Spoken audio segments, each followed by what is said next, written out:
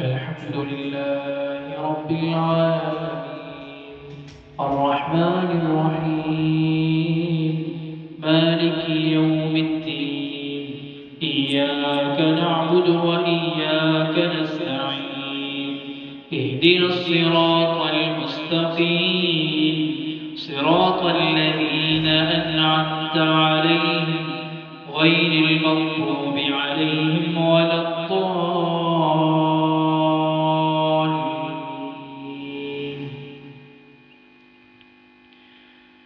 ألف لام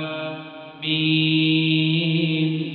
ذلك الكتاب لا ريب فيه هدى للمتقين الذين يؤمنون بالغيب ويقيمون الصلاة ومما رزقناهم ينفقون والذين يؤمنون بما أنزل إليك وما أنزل من قبلك وبالآخرة هم يوقنون أولئك على هدى من ربهم وأولئك هم المفلحون إن الذين كفروا سواء عليهم أأنذرتهم أم لم تنذرهم لا يؤمنون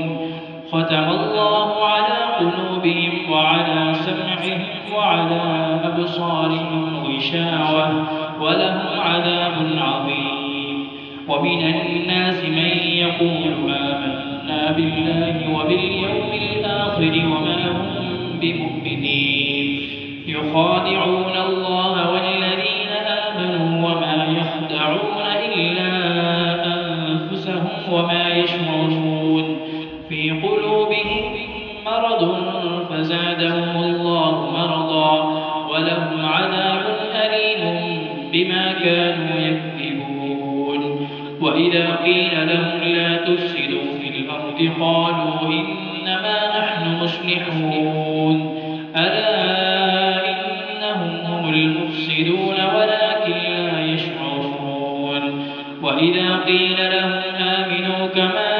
آمن الناس قالوا أنؤمن كما آمن السفهاء ألا إنهم هم السفهاء ولكن لا يعلمون. الله أكبر.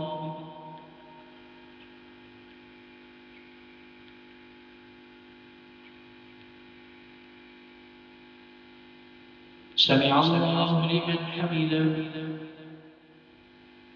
الله